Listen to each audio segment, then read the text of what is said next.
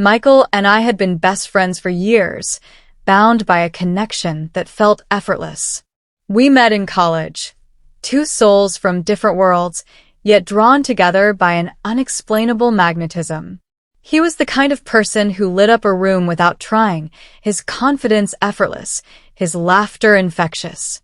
Unlike many others, he never made me feel different for being gay. With him, I was safe.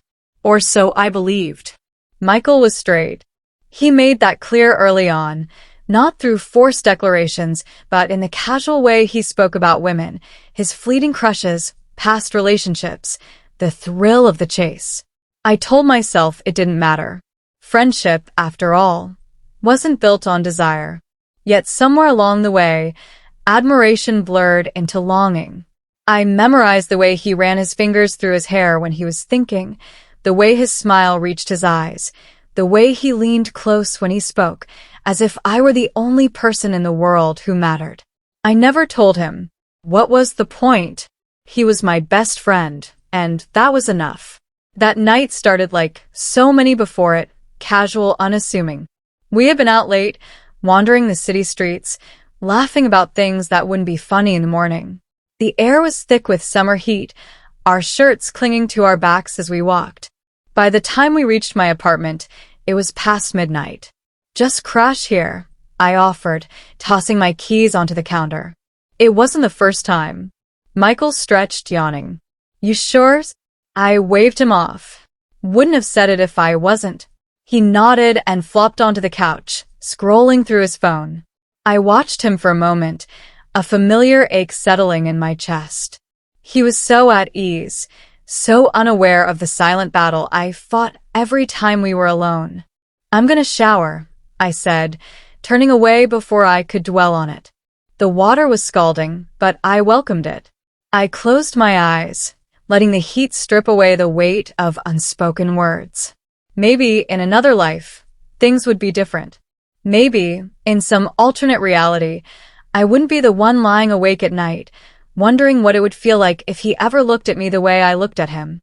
Lost in thought, I barely noticed how long I had been standing there.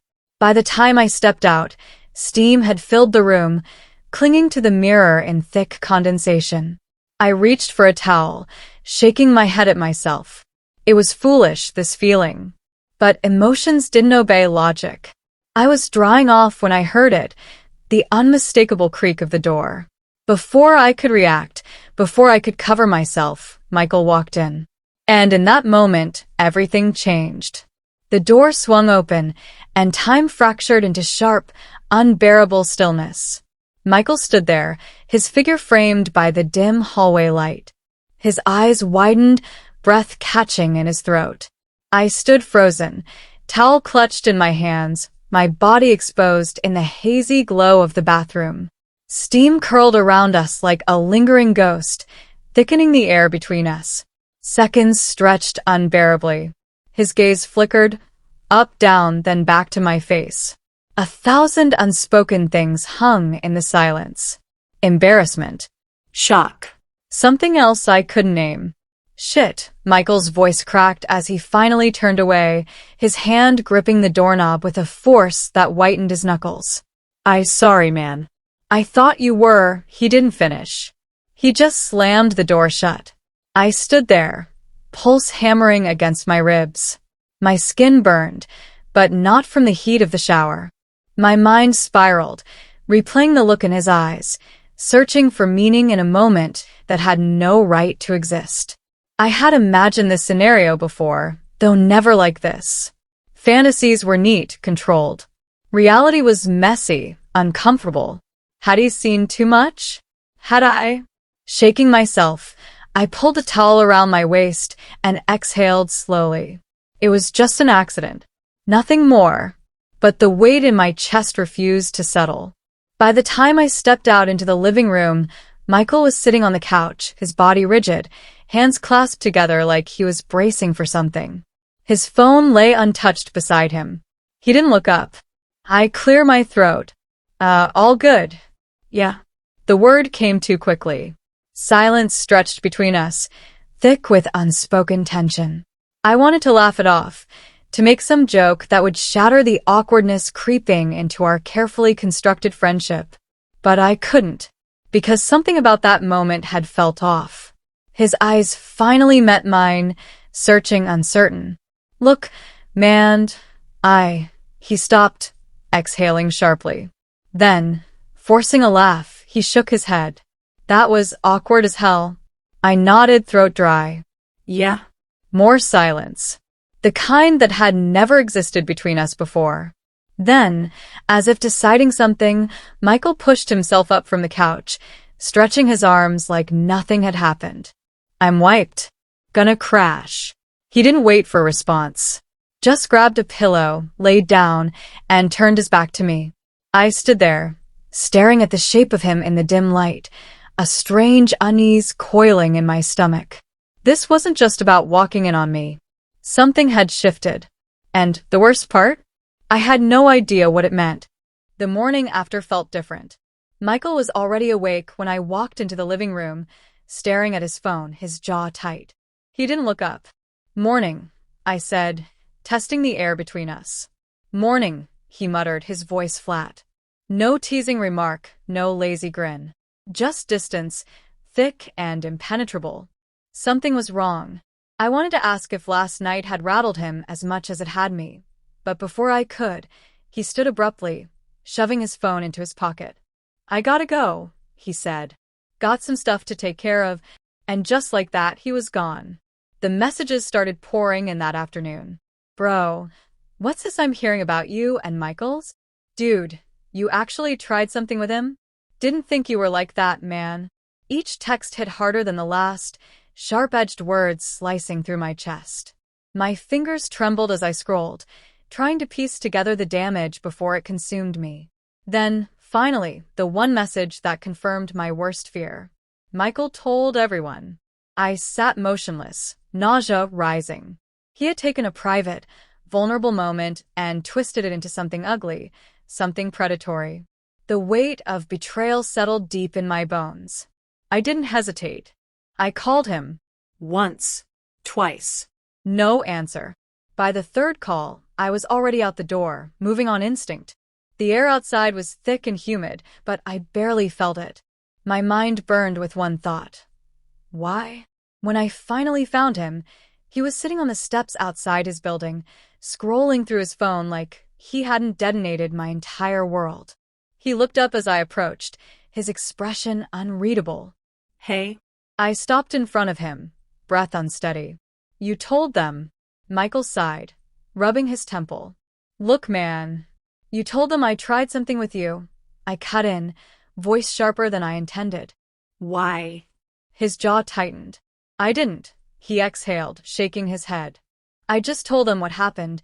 I laughed, hollow and humorless. "And what exactly happened, Michael? You walked in on me by accident. That's it. But that's not the story they're telling, is it?" He looked away, fingers tapping against his knee. "I don't know, okay? It was weird. And He stopped, frustration flickering across his face. "I didn't mean for it to blow up."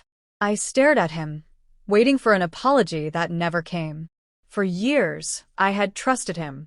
I had let myself believe he was different. But standing there, watching him refuse to take responsibility, I realized the truth. Michael wasn't afraid of what I might have felt for him. He was afraid of what, for a fleeting moment, he might have felt for me. I walked away from Michael that night, not because I wanted to, but because I had to. There was nothing left to say. Trust, once broken, rarely mends the same way. And love, unspoken, unanswered, had no place in a friendship built on silence and denial. The fallout was worse than I expected. The whispers followed me everywhere, twisting the truth into something grotesque. He came onto Michael. He tried to cross a line. He made it weird. I could have fought back, corrected them, shouted the truth until my voice was raw. But would it have mattered? People believe what they want to believe, and Michael had given them just enough to cast doubt over me. So, I did the only thing I could. I let go. Weeks passed, then a month. I cut ties, stopped answering messages, erased every trace of him from my life. It was harder than I thought, unlearning the habits of friendship, reaching for my phone when something funny happened, looking for him in a crowded room. But I learned. Slowly. Then one night a mutual friend reached out. I think you should know. Michael's been acting weird. Different. I almost ignored it. I wanted to. But curiosity is a cruel thing. So, I listened. Michael had withdrawn. He wasn't himself. And then came the part one wasn't ready for. I think he's questioning himself. I stared at the message, my pulse uneven. A week later, I saw him again. Not by choice. Just one of those cruel tricks the universe plays. Same cafe, same time, as if fate wasn't done with us yet. He looked up. Froze. Then exhaled like he had been waiting for this moment. I should have walked away. But I didn't. He met me halfway, standing awkwardly, hands in his pockets. Hey. I studied him, really studied him. The confidence he wore so effortlessly was cracked now, something uncertain lurking beneath the surface. Hey, I said, voice measured. He hesitated, then almost too quietly, I'm sorry. I didn't say anything. I just waited. His throat bobbed. I panicked. That night. Not because of you. Because of me. There it was.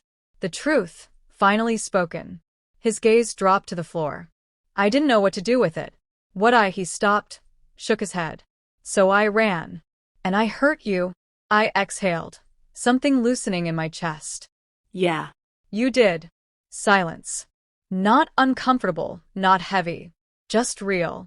I didn't ask what he had figured out. That was his journey, not mine.